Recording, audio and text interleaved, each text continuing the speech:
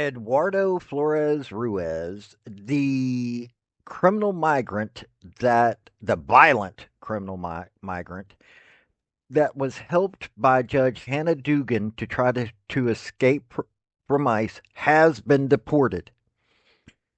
That is the amazing thing. I mean, this dude was very violent, and yet this woman is protecting him, even though he likes attacking women. Go figure. Democrat for you. Now, mind you, she's also having to deal with her own things from her arrest from helping this violent criminal. So, this is interesting. They're claiming that she had permission to do what she did. Yeah, it's a whole big story, and I thought you guys might want to know what's going on because, well, people need to keep up with all the stuff that's going on. They really do. And so, this is what's going on with your government. This is what I cover. So, if you like finding out what's going on with the government on the federal, state, or local level, hit like, hit subscribe. This is what I'd cover. Now, also,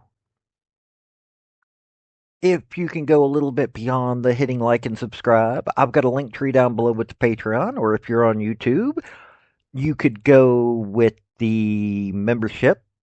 It would greatly help me out. I've got a few things that are going to be happening that I could get done a little bit quicker if I had a little bit of grease. But if not, hitting like and subscribe will do just the same. Now, let's get into this story. Howdy, y'all. This is Paul, the Redneck Thinker. What we have here is a channel to communicate. I want you folks to be thinking by the time you leave my videos. Why? Because I'm tired of people talking via what other people tell them to think. So, watch my video and enjoy the chance to think for yourself. Okay, let's first cover just the deportation. Mexican migrant allegedly assisted by Wisconsin judge in evading arrest by immigration authorities earlier this year has been deported, officials said Friday. Eduardo Flores-Ruiz, who has a lengthy criminal history, was sent back to his native country on Thursday, the Department of Homeland Security said. Eduardo Flores-Ruiz was previously removed illegal alien, has a laundry list of violent criminal charges including strangulation and suffocation, battery, and domestic abuse. Judge Hannah Dugan's actions to obstruct this violent criminal's actions take this activist judge to a whole new meaning, said DHS Assistant Secretary Tricia McLaughlin.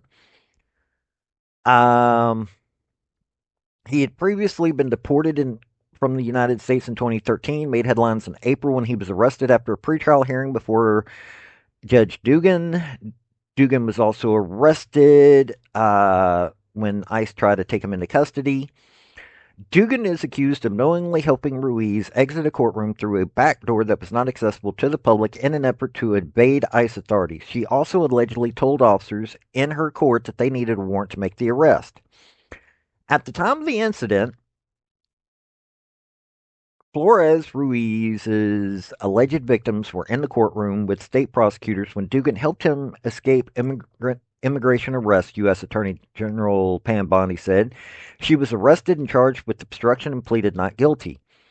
May, the judge filed a motion to dismiss charges against her, saying she was acting in her official capacity as a judge and therefore is immune to prosecution. She argued the federal government violated Wisconsin's sovereignty by disrupting a state courtroom and prosecuting a state judge. Flores-Ruiz entered the United States illegally in 2013 through Nogales, Arizona. Before he was arrested by U.S. Border Patrol, it's not known when he re-entered the country. Last week, a judge sentenced him to time served for immigration violation. Now, let's get to you a little bit of what's recently been going on with Judge Dugan. Attorneys for Milwaukee County Judge Hannah Dugan said she was following guidance from the chief judge on the day that prosecutors contend she tried to help an undocumented immigrant elude federal authorities. In court filing on November 14th, Dugan's attorneys argued that she was not trying to obstruct immigration agents from arresting Eduardo Flores-Ruiz outside her courtroom, but instead was abiding by a draft policy prepared by Milwaukee County Judge Carl Ashley.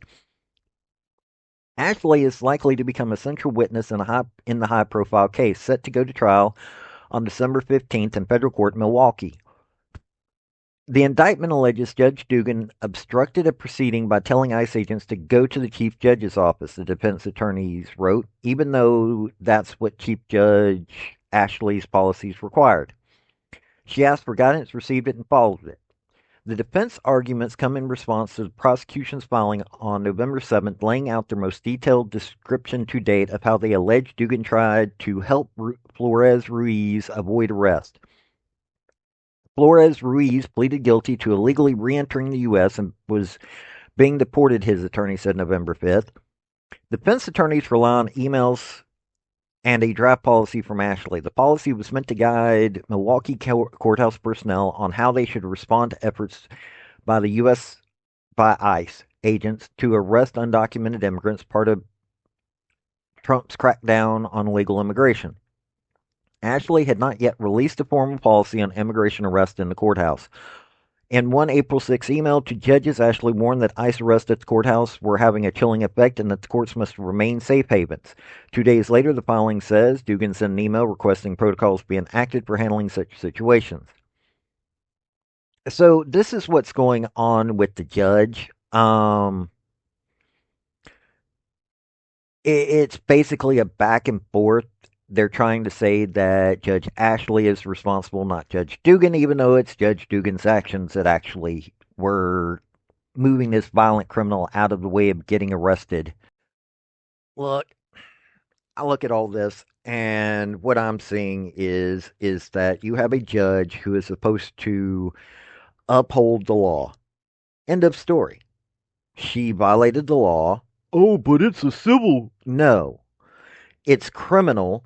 It's just that instead of wasting taxpayer dollars by giving them the rights Americans have, they're not supposed to be here, so they're treated exactly what they are. They are intruders into America. That's all they are. They're criminals by doing such.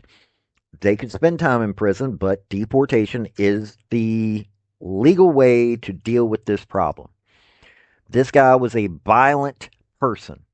They knew this. I am sure that Judge Dugan knew this when she went to help this guy. But Democrats don't care.